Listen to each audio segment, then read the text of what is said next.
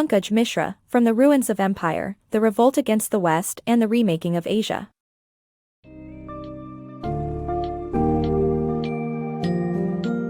In From the Ruins of Empire, The Revolt Against the West and the Remaking of Asia, Pankaj Mishra takes us on a journey through Asia's tumultuous history, focusing on the impacts of Western imperialism and the efforts of Eastern nations to preserve their traditional values while modernizing. This summary unravels the complex web of events, starting from Napoleon's invasion of Egypt in 1798 to the rise of Asian thinkers and leaders like Al-Afghani, Liang Qichao, and Rabindranath Tagore, who challenged the Western narrative and sought new ways to empower and uplift their respective nations.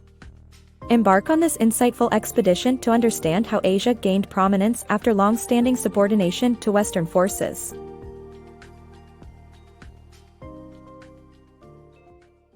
The West dominates Asia. The subordination of Asian countries to Western powers began with Napoleon's invasion of Egypt in 1798 to protect French trade interests. This marked the start of Western countries' stronghold on Asia, as the trade imbalances of the 19th century fueled British engagement in the Chinese opium trade and the British East India Trading Company's dominance in India. This led to the Opium Wars and the Indian Mutiny of 1857, both of which resulted in the West extending their grip on Asia and transforming the political, economic, and social landscapes of the region. Napoleon Bonaparte's 40,000-strong French army invasion of Egypt in 1798 marked the beginning of Asian countries' subordination to Western powers. Trade issues drove Western expansion into China and India, as European powers wrested control of the Chinese mainland following two wars ignited by the opium trade. During the 19th century, China and Western countries experienced an imbalance in economic relations. China exported more than it imported, prompting West traders, particularly the British, to introduce the addictive narcotic opium to the Chinese market. As opium addiction spread, Western traders capitalized on rising prices and corrected the trade imbalance. Consequently, European powers gained control of the Chinese economy. Aware of the unsustainable situation, China sought to end the harmful yet profitable opium trade, leading to the Opium Wars from 1839 to 1842 and 1856 to 1860. China's struggle ended in defeat, granting Western powers more influence over trade and favorable treaties. Simultaneously, the Indian Mutiny of 1857 resulted in increased Western control of India. Since the 17th century, the British East India Trading Company had exercised its dominance over trade and Indian territories, leading to attempts at resistance. Despite outnumbering British forces, the mutineers lost due to inferior training and weaponry. The British victory marked the end of native Muslim rule in India, paving the way for de facto British rule that altered the nation's political, economic, and social structures. Most notably, British representatives carved India into separate governing regions, solidifying their dominance over vast territories and increasing the presence of British soldiers. The rise of Eastern dominance. In the late 19th and early 20th centuries, the Japanese Emperor Meiji transformed Japan by merging traditional Eastern values with Western technological progress, leading to the country's industrialization and military prowess. This was prompted by American warships arriving in Japan in 1852, which showcased the superiority of Western naval power. This awakening culminated in Japan's victory over Russia in 1905, signaling a shift in Western dominance in Asia and determining control over Korea and Manchuria. The triumph inspired Eastern leaders like Mustafa Kemal Ataturk, founder and first president of the Republic of Turkey, to adopt Japan's approach in their own nations. Ataturk's policies emphasized the modernization of technology in politics, secularism, and nationalism as a unifying force, thus contributing to the West's diminishing power in the region. Pan-Islamism against Western influence. Born in 1838 in Persia, Jamal al-Din al-Afghani was a visionary who sought to unite the Islamic world against Western dominance. Witnessing the West's growing influence as he traveled through the Middle East, Al-Afghani formulated a pan-Islamic approach to resist this encroachment. Advocating for nationalism and pan-Islamism, he saw the Ottoman Empire as the key to rallying Muslim nations together under a united force capable of countering Western threats. As an ideological advisor to Ottoman Sultan Abdul Hamid II, al-Afghani's views evolved as he observed the failures of national resistance movements, realizing the need for strong ties among Muslim nations. In addition to his efforts within the Ottoman Empire, al-Afghani underscored the importance of Persian nationalism, urging Persians to guard their natural resources, such as tobacco, from foreign control. This, he believed, would prevent economic exploitation and protect the independence of his native land. His powerful ideas continue to resonate and inspire, illustrating the indelible impact of Jamal al-Din al-Afghani on the Islamic world. Balancing Confucianism and Modernization. China's Liang Qichao, an influential thinker born in 1873, sought to counteract the dominance of Western culture over his homeland through a fusion of long-standing Confucian values and carefully chosen modern Western practices. Confucianism, a humanistic philosophy rooted in familial piety, loyalty, and learning, provided Liang with a foundation for forging strong community ties as a defense against Western encroachment. One essential Confucian idea, Ren, emphasizes harmony and compromise, which Liang proposed as an alternative to the competitive spirit of Western capitalism. While firmly grounded in Confucian thought, Liang recognized the need for modernization in China, and advocated adopting certain Western principles and economic systems to strengthen Confucianism's social and moral core. In his quest for balance, Liang found inspiration in Adam Smith's capitalist theories on increasing national wealth and John Stuart Mill's utilitarian philosophy, focused on achieving the greatest good for both society and individuals. Uniting through art and spirituality.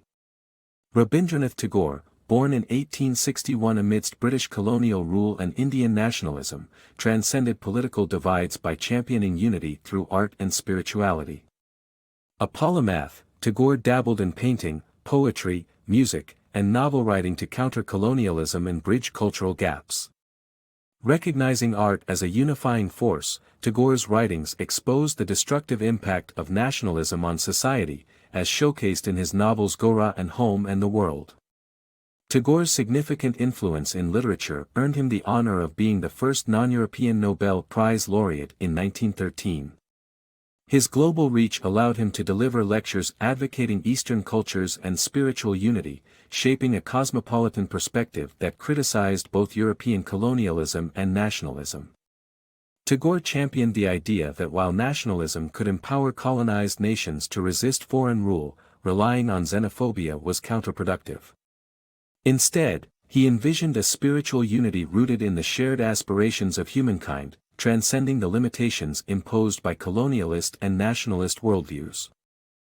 Straddling Tradition and Modernity. Napoleon's invasion of Egypt in 1798 compelled Eastern empires to find a balance between preserving traditional values and adapting to a rapidly changing world. The Ottoman Empire faced the challenge of reconciling its adherence to Islamic law and customs with the ideas of the French Revolution, Enlightenment, and Industrial Revolution.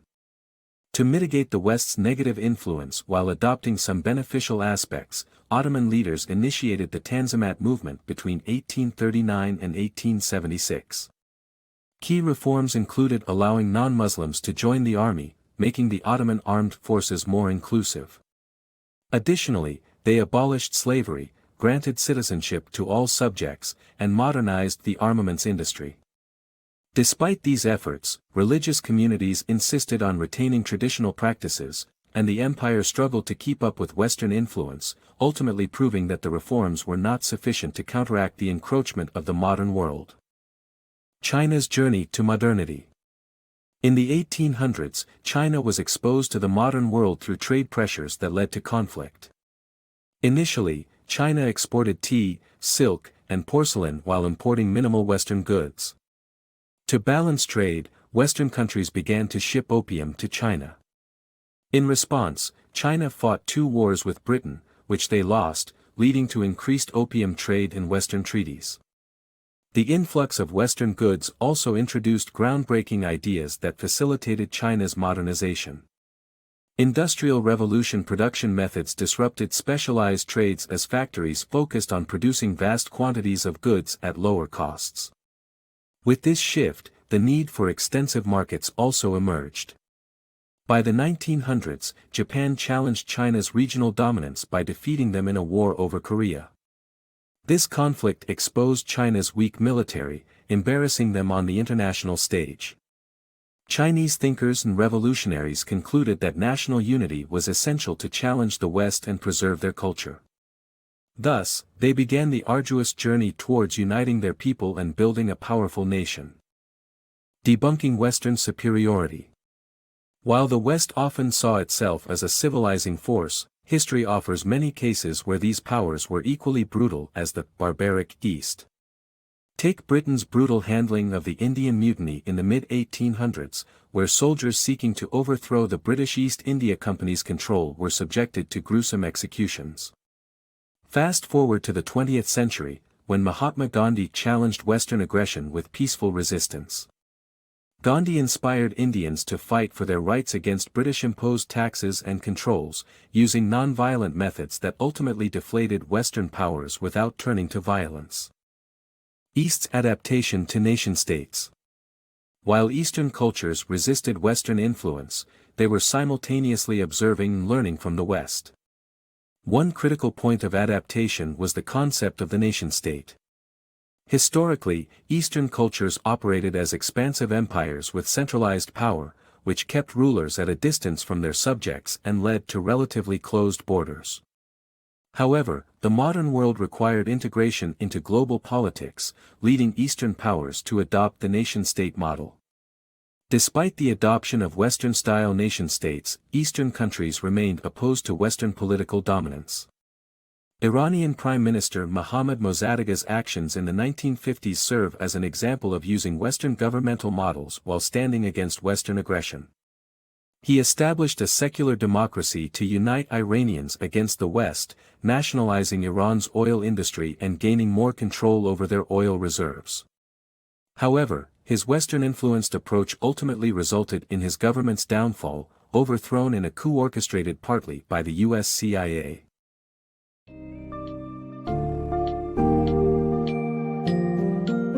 Pankaj Mishra's From the Ruins of Empire masterfully brings forth the clashes between Eastern societies and Western imperialism, and the rise of Asian thinkers and leaders in resistance against this domination. These thinkers, such as Al-Afghani, Liang Qichao, and Rabindranath Tagore, paved the way for an Asian identity by exploring new paths that combine traditional values with modern progress, while challenging the prevailing Western narratives. The book offers a clear perspective on how the East adapted to Western influence, evolving into nation-states and adopting aspects of their methods while striving to preserve traditional practices. The struggle between preserving their cultural heritage and modernizing in the face of Western power remains a captivating story that offers a richer understanding of Asian history and its complex interplay with the West.